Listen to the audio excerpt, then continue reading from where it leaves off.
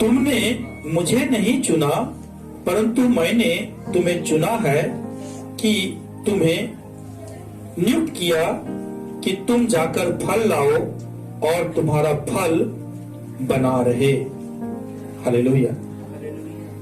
तुमने मुझे नहीं चुना, परंतु मैंने तुम्हें चुना है और तुम्हें नियुक्त किया है, यानी उस ड्यूटी पर लगा दिया है कि तुम जाकर फल लाओ और तुम्हारा फल बना रहे। इस वचन में इस बातों को देखते हैं कि प्रभु यीशु मसीह क्या कहे, वो फल कौन है। जिस तरह से मैंने तुम्हें चुना है, तुम फल हो, तुम्हारे क्या करना है, तुम क्या करो, इस संसार में जाकर के लोगों को मेरे बारे में बताओ, परमेश्वर के बारे में जाकर के लोगों को बताओ और उसे क्या करो, तुम चेला बनाओ।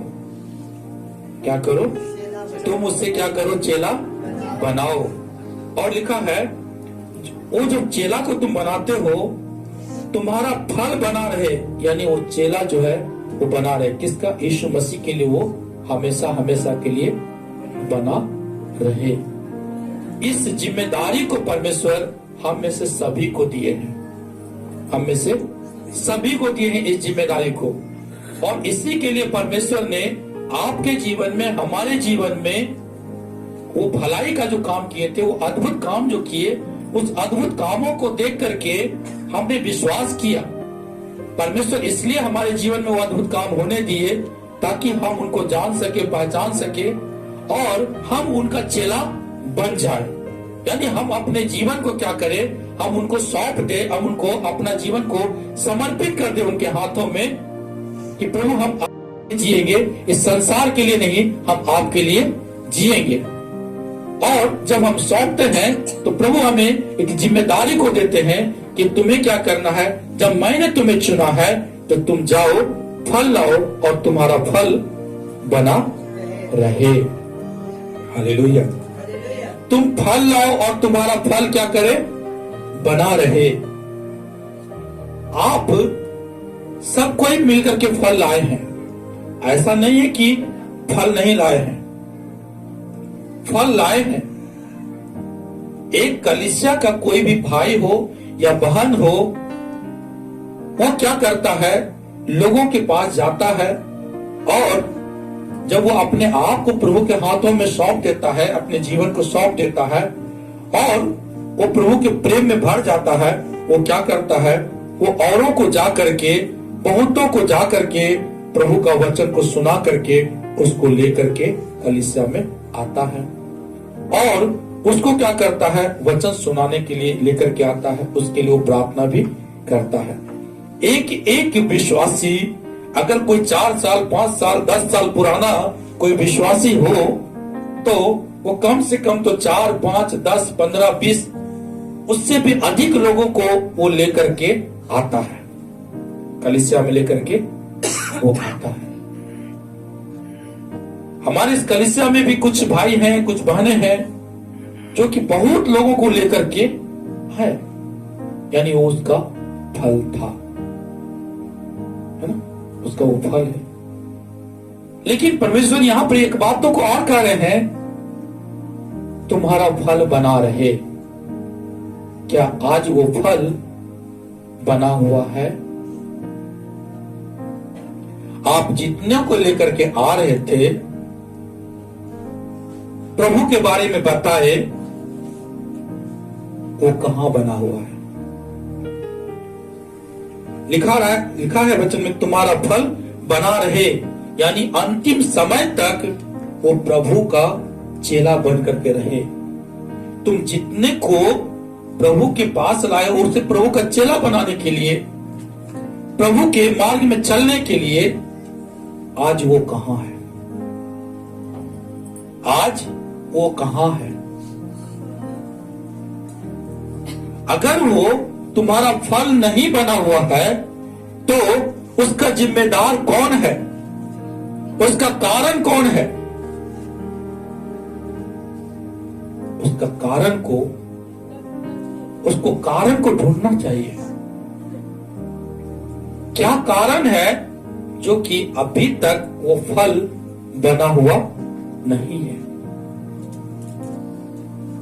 क्या लिखा है? जैसे आप देखिएगा मत्ती 28 अध्याय का जब 19 और 20 वचन को पढ़ते हैं, फिर से इस 15 में भी आएंगे, लेकिन मत्ती रचित सुसमाचार जब 28 अध्याय का 19 और 20 वचन लिखा, इसलिए तुम जाओ सब जातियों के लोगों को चेला बनाओ और उन्हें पिता पुत्र और पवित्र आत्मा के नाम से बपतिस्मा दो और उन्हें सब बातें जो मैंने तुम्हें आज्ञा दी है मानना सिखाओ। तो क्या किए? फल हमेशा के लिए बने रहने के लिए उन्हें आज्ञा मानने के लिए सिखाने के लिए कहा गया है। अगर फल लाने वाला ही आज्ञा को नहीं माने, परमेश्वर की आज्ञा को नहीं माने, वो अगर आज्ञा को तोड़े, तो जितनों को वो लेकर के आया है जो उनका फल, वो फल कहां रहेगा? वो फल रहेगा। कहने का ये मतलब है, अगर आप एक आदमी को लेकर के आते हैं, 10 आदमी को लेकर के आते हैं, 50 आदमी को लेकर के आते हैं, उसके लिए आप खुद ही ठोकर का कारण मत बन जाइए। बहुत लोग हैं जो कि बहुतों को कलीसिया लेकर के आते हैं, लेकिन लेकर के आने के बाद वही लोग का जीवन का स्तर इतना गिर जाता है और उसको देख करके जितने लोग आए थे वो सब के सब चले जाते हैं, छोड़ के सब के सब चले जाते हैं। फल नहीं है उसमें। और प्रभु आएंगे तो क्या आपसे खोजेंगे? फल। आपको चुना है और नियुक्त किया है, आपका फल कहां है? आपका जीवन शैली कैसा है? वो फल झड़ने का कारण क्या है बताते हैं। और खुल करके आप पढ़िएगा, जब मत्ती के 5 अध्याय को आप पढ़िएगा, निकालिएगा, वो फल झड़ने का कारण क्या है? वो फल जो आपने लेकर के आया था कलीसिया में, वो जो प्रार्थना किया करता था, जो प्रभु में आनंदित था, वो आज दूर है, आज वो आपके साथ नहीं आ रहा है। उसका कारण क्या है? 5 का 16 वचन को पढ़िएगा। उसी प्रकार तुम्हारा उजियाला मनुष्यों के सामने चमके कि वे तुम्हारे भले कामों को देखकर तुम्हारे पिता की जो स्वर्ग में है बड़ाई करे। यानी वो उजियाला क्या है? तुम्हारे भले काम। भले काम क्या? जो संसार जिसको भला काम करता है वो नहीं, परमेश्वर जिसको भला काम करता है वो भला काम है।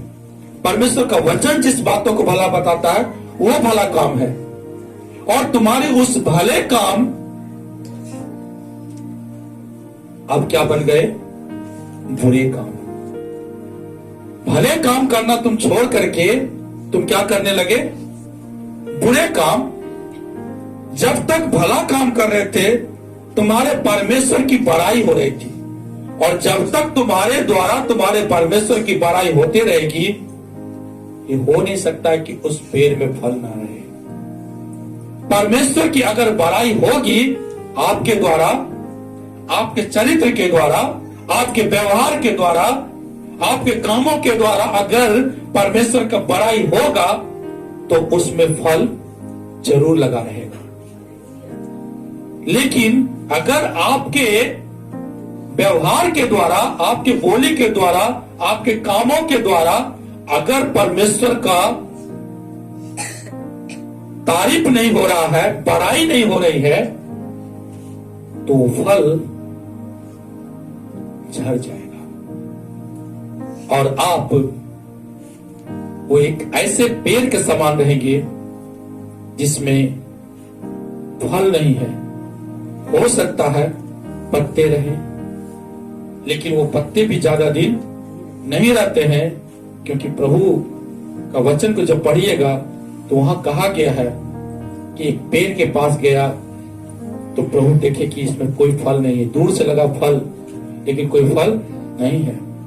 तो वहां पर वो श्राप देने के बाद, एक जगह तो श्राप दिया और एक जगह इस तरह से लिखा है, तो वहां पर कुछ लोग कहते हैं कि एक दृष्टांत के रूप में कि इसे ये 3 साल के लिए या 1 साल के लिए सरकार छोड़ दीजिए, है ना, 1 साल और छोड़ दीजिए, इसमें खाद पानी डाल करके देख लेंगे, अगर नहीं होगा तो इसे फिर काट देंगे। और प्रभु ऐसे फल के बारे में, वैसे पेड़ के बारे में कहे, फल के बारे में नहीं, पेड़ के बारे में कि यदि ये फल नहीं दिया है तो कहा सूख जाओ, और वो सूख गया। कहने का ये मतलब है कि आप अगर भले काम करना छोड़ देते हैं, आपका फल दूर हो जाएगा, आपका फल टूट जाएगा, उसके जिम्मेदार आप ही होंगे। इसलिए करके कलीसिया के लोग, कलीसिया के भाई बहन, ये आपका बहुत बड़ा जिम्मेदारी बनता है। हम यहाँ पर एक कलीसिया का सेवक, YouTube में भी बहुत अच्छा लगता है, आपको खुल करके बता देते हैं, और यहाँ पर भी कलीसिया में जितने भी पास्टर लोग, विश्वासी लोग के बीच में वो पास्टर बहुत अच्छा लगते हैं, ठीक है ना। क्यों अच्छा लगते हैं? क्योंकि वो मात्र आपके सामने 3 घंटे या 4 घंटा रहते हैं, इसीलिए वो बहुत अच्छे लगते हैं। लेकिन आप जितनों को लेकर के आते हैं, आप 24 घंटा नहीं, जब तक आप इस संसार में और वो हैं, आप उनके सामने में हैं।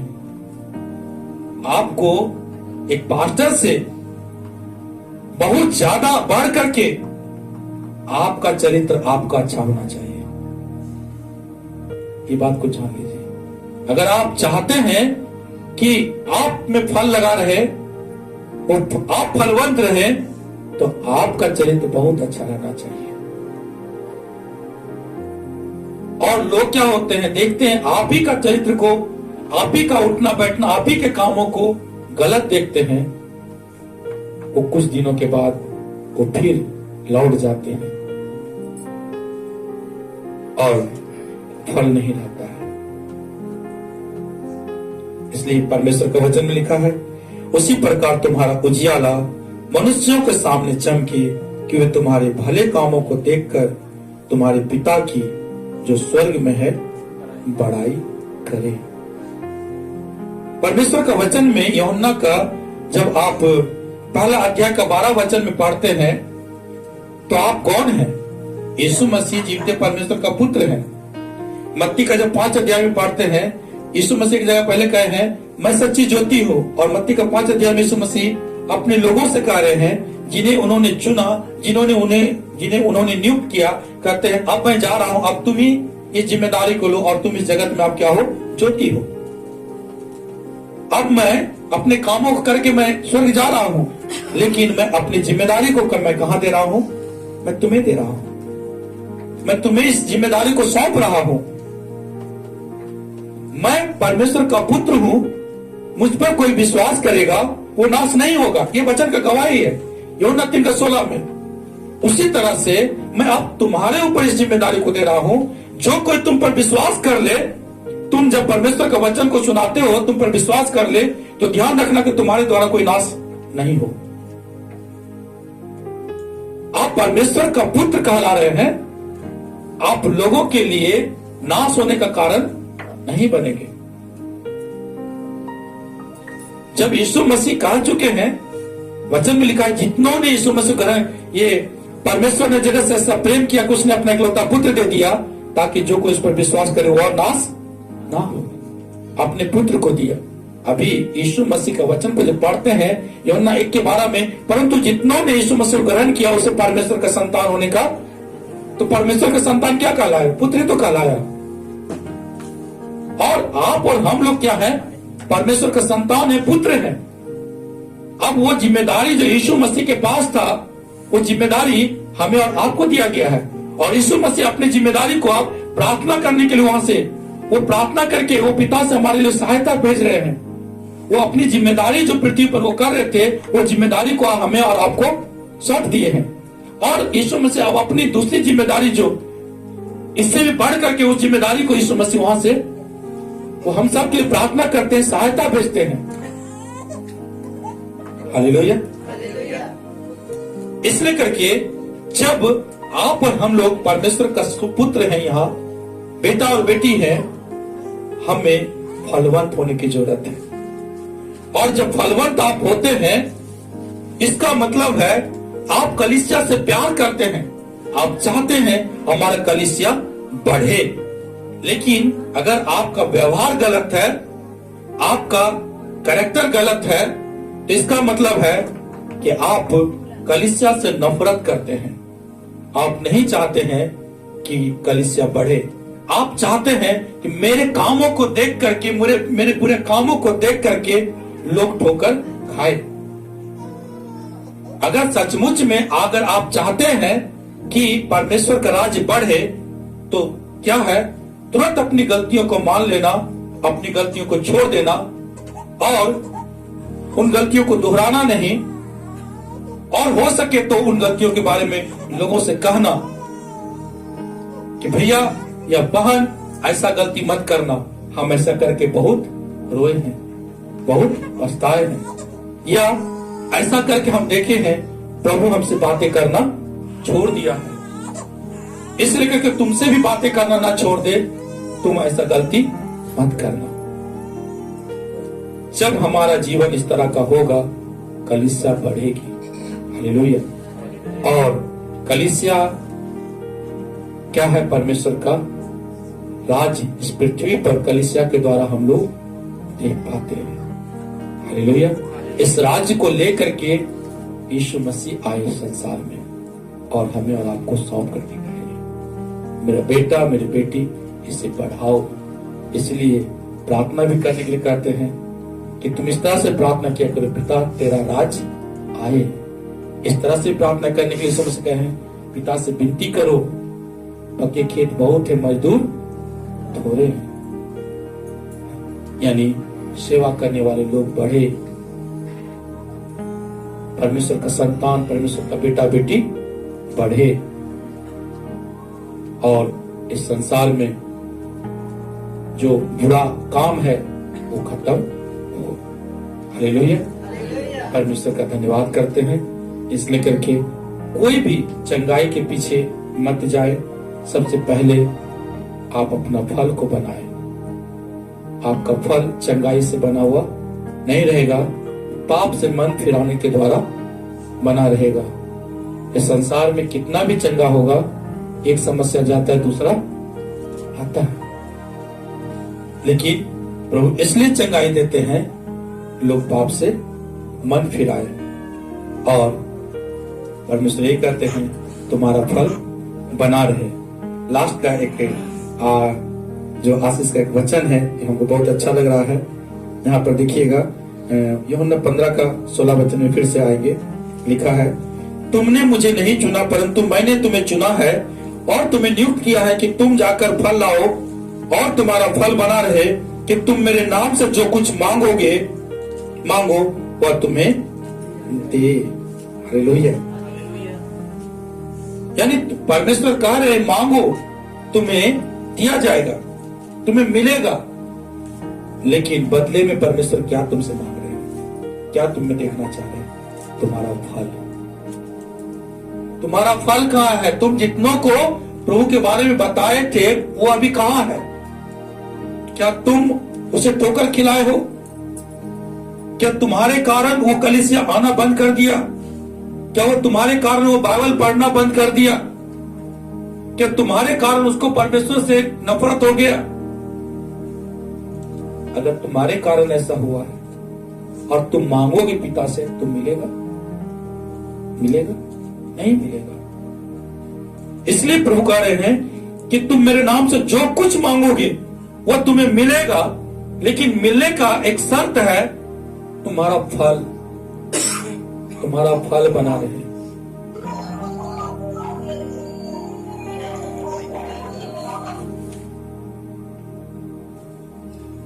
तुम्हारा फल बना रहे, इसलिए अपने फल को लगाइए।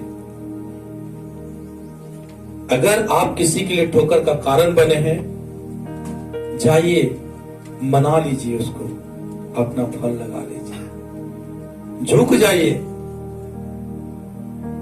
झुक जाइए, और हो सके तो अपना जो एक आपका बदला हुआ जीवन है, पवित्र जीवन है, जाकर के उसको अपने कामों के द्वारा, मन में ही मत रखिए, अपने कामों के द्वारा प्रकट कीजिए, ताकि वो ठोकर खाए और लोग फिर से आ जाए, फिर से आप में फल लग जाए, ताकि जब आप प्रार्थना करेंगे आपकी जो जरूरतें हैं वो परमेश्वर पूरा करेंगे। वो कहते तुम जो मांगोगे वो सब मिलेगा, लेकिन मेरा बेटा, मेरी बेटी, मेरा फल कहां है? और फल के लिए क्या है? परमेश्वर का तारीफ। मत्ती 5 में पढ़े, तुम्हारे पिता की जो स्वर्ग में है, यानी तुम्हारा परमेश्वर जो स्वर्ग में है उसका तारीफ। अगर तारीफ है तुम्हारे द्वारा तो तुम्हारे में फल लगने से भी कोई नहीं रोक सकता है, फल भी लगेगा। अगर तुम्हारे द्वारा पिता की तारीफ होती है, परमेश्वर की तारीफ होती है, तो फल भी लगेगा। और अगर फल लगेगा, तुम जो कुछ मांगोगे वह तुम्हें मिल जाएगी, वो परमेश्वर देंगे। हालेलुया। वो कहते धरती और आकाश टल जाएगी पर मेरा वचन बिना पूरा हुए कभी नहीं टलेगा। और प्रभु यीशु में से क्या नहीं दे सकते हैं? वो सब कुछ दे सकते हैं। आपको भी सब कुछ देंगे।